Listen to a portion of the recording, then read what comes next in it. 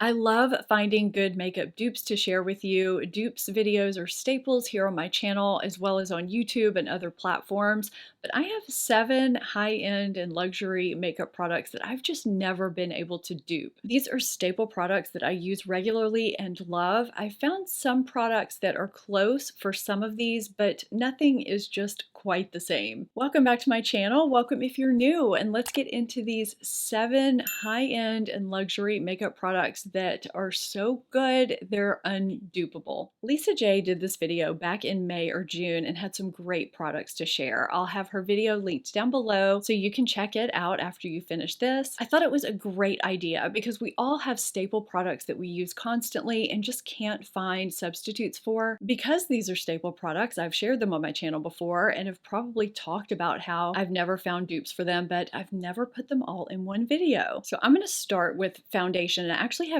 2 very different foundations in this video. I'm going to start with Estee Lauder Double Wear. Now, when we're talking dupes, I try to find products that are less expensive than the high-end or luxury makeup or beauty product, and that give me the same end result that the high-end product does. This foundation in particular is good for all skin types. It doesn't give you a flat matte look, kind of a satin matte. I don't get oily with it in my shine prone areas of my T-zone. I have oily combination skin that's normal around the perimeter of my face, but I do have an oily T-zone. It works well on all areas of my face all year long, and it is bulletproof from morning into the wee hours of the night. And my makeup looks the same at the end of the night as it did when I first applied it that morning when I wear this foundation. Now, this is a foundation that will give you medium full up to full coverage. It looks really lovely on the skin. It doesn't look cakey if you apply it the right way.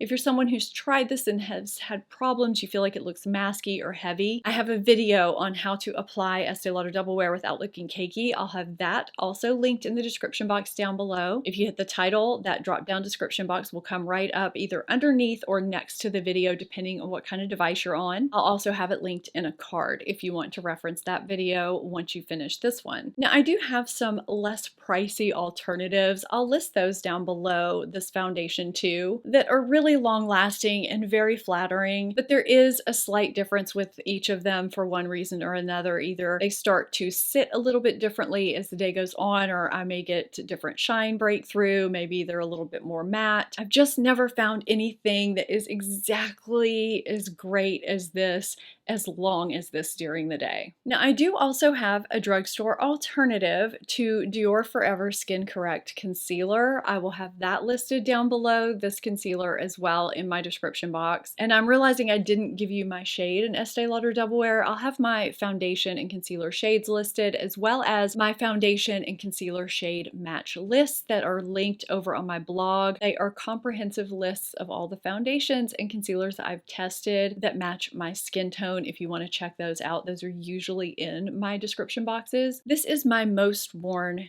everyday concealer because it looks like skin. I like to blend it out with my fingers. The warmth of my fingers just really presses it into my skin, even if I have a corrector underneath. And I do usually wear a corrector underneath my concealer. This, for me, is buildable from, I would say, light medium without a corrector up to medium full coverage. It's got a decent sized slanted doe foot applicator. It's just an extremely flattering concealer if you have texture, dryness underneath your eyes, or if you have mature under eye skin. My under eye area is kind of finicky, and this is one that is just very flattering. It's a rarity to find a concealer that covers and looks like skin. Now, the drugstore alternative is the NYX Bear With Me concealer. I love it. I think it's fantastic. It looks like skin, which for me has been a rarity from the drugstore. However, the coverage is a little bit less than what I get from the Dior, and the texture is a little bit thinner. So I do have to let it set on my skin a little bit longer than I do the Dior. Catrice has a great concealer as well that is kind of close. I've never never found an exact dupe for this. It's unique. It's just fantastic for every day if you have a difficult under eye area. You know, I was really nervous when Giorgio Armani reformulated their eye tints. I feel like I've been talking about the shade Cold Copper number 9 almost since my channel started, and I've probably been hunting for a shade dupe for that long. I've found shades that have come close, but never in a similar formula. And because they're not in a similar formula, they just don't reflect the same way on the lids. Now, I liked the old formula, but I like this one just as much. And because I just have a very neutral shade lightly through my crease right now, I'm going to actually apply this to my lids so you can see what it looks like and we can talk about it. The applicator has a nice point that allows me to get to my inner corner very easily. I swipe it over my lid and blend it out with a brush or my finger. Sometimes I shear it out on my lids. Most of the time though, I leave it a little bit more opaque. Now the sun is making the light kind of fluctuate in here, but I think you can see it's not too cool of a look. It's more of a neutral look. Combined with the lips that I have on today, it made it, I think, a little bit dressier, but it's not too over the top. I wouldn't reserve this look for nighttime. This is a beautiful, flattering sheen that I think anyone could wear. I just don't see this shade every day. A lot of times these taupey neutrals are either a little bit too cool, a little bit too warm and brown, or they're darker or brighter. This is just that perfect in-between shade that just, I don't know, amps up your look somehow. And it's very easy and quick to just throw it on as a one and done shade. I have never found an exact shade or formula, and I can't tell you how many tubes I have gone through. I'll preface this next part by saying normally I don't like liquid lipsticks, but I have an exception. I actually have an entire video on trying to find dupes for the Chanel Le Rouge Duo Ultra Tenue Ultra Wear Liquid Lip Color. I think that's the official name. It's really long. There are many similar products out there. And by similar, I mean the type of product where you apply the long wearing lip color first, let it sit on your lip for a little bit to kind of adhere, and then you top it off with a clear gloss or a lacquer so that there's some moisture or hydration so that they're not drying like the old liquid lipstick formula. I honestly think I've tried every formulation of this type of product, this dual type of product out there, both high-end and affordable drugstore, and none of them have come close to this formula. I've hunted. I would love to find one that's a little bit less, but I have not found one. The shade I have on my lips today is Sensual Rose. These are hydrating. After you apply that clear gloss, they don't feel oily or sticky. They feel like a creamy lipstick. You can leave them ultra glossy looking or kind of blot them down to where they're creamier looking. That's usually what I like to do. These are budge proof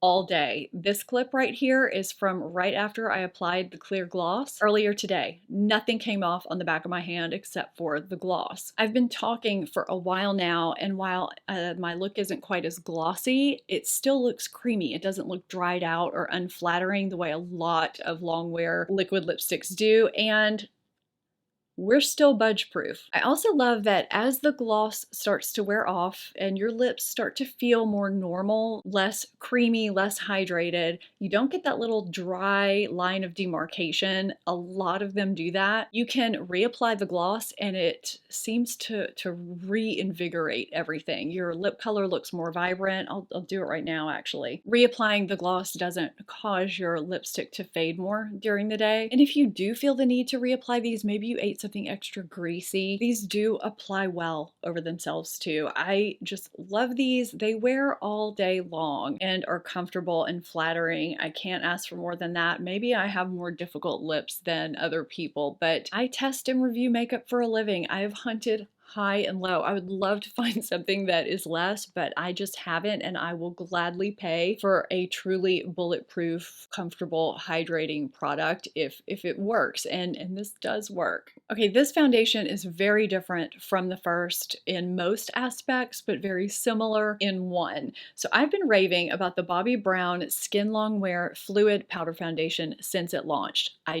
don't typically like liquid to powder foundations, and I wouldn't describe this as being one, even though that's kind of what the name is. This doesn't settle into that powdery finish. This looks like skin, so much so that I've had people compliment me on my skin when I've been wearing this. They just can't tell that I have foundation on. It looks like my skin. This smooths my pores, evens everything out. And the best part about it for me in my climate with my skin type is that it keeps me shine free from the moment I put it on until I take it off, and I don't need to blot, even in summer heat. I can apply this very sheer, or I can build it to medium, almost medium full coverage, or it seems like it's almost medium full because of how it blurs my skin. So this is a great foundation for no makeup days. I sometimes sheer it out and wear it under powder foundations, almost as a primer if I really need to stay matte for a long time. I've mixed this into other foundations if I need to keep them shine free a little bit longer. It's turned into quite a multitasker for me. Now that said, it can also be a little tricky to apply, just like our friend Estee Lauder Double Wear, because both of these set so quickly, which probably has something to do with how long they adhere to the skin and look so good for so long. I find that the trick to applying them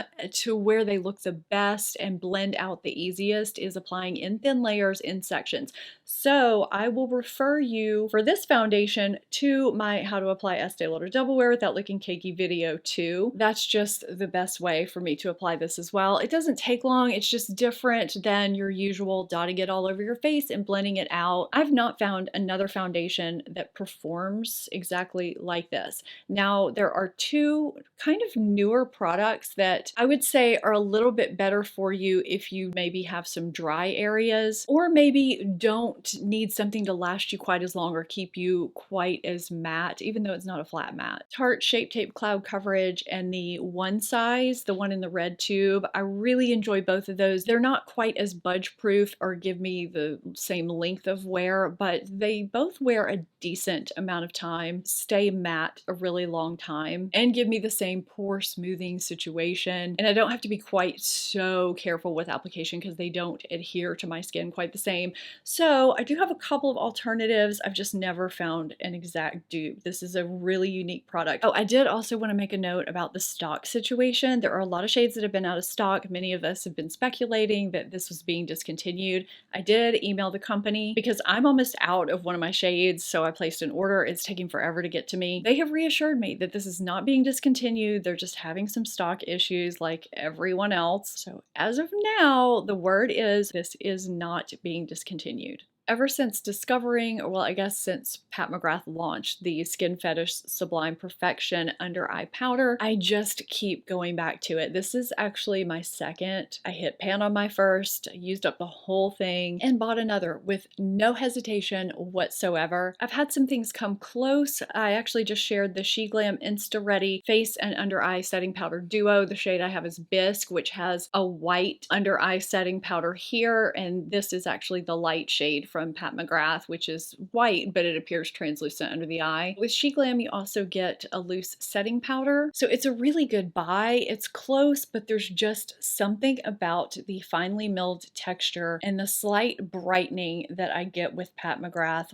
while also being translucent that just keeps me coming back. Don't get me wrong, I will reach for other products in various categories I'm talking about here. I reach for this She Glam powder regularly since discovering it, but when I have a special occasion or a really long day, this remains my go-to. You know, we all have our go-tos, and this has been mine for a while now. Even though it's a luxury product, I actually think it's a pretty good buy because a little bit goes a long way. You only need a tiny amount under each eye. It took me forever to go through that other compact. Yes, I'll use other things, but I love this so much. This just sits at the top. Now it's time for another product I can't seem to stop talking about, probably because I can't seem to stop using it, because I haven't found another product or another shade quite like it. I've tried a lot of pink blushes before, but there's something about the almost neon shade of Persona Bubble that just flatters so much. This looks scary in the pan, like it's going to give you these hot pink clown cheeks, but this is what I changed to between segments. You don't have to tap your brush off before you put this on your face. It is such a beautiful, flattering, buildable formula. I definitely don't think this looks scary. Now you are seeing a little bit of a different undertone because I put it over another blush, but I've applied this in numerous videos and it is nothing but flattering every single time. This is one of the main blushes that I've been reaching for on no makeup days, minimal makeup days, days when I just want to look natural and pretty and awake. There's something about this tone, this neon pink tone that just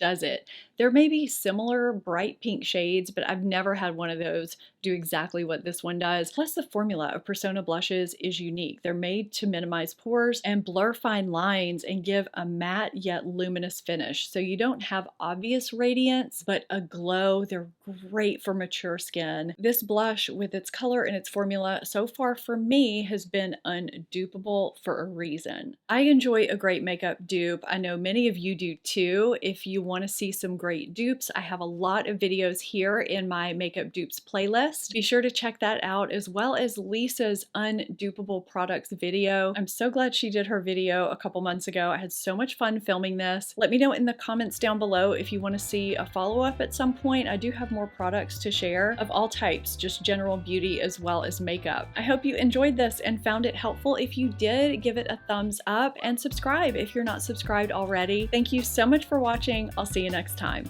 Bye.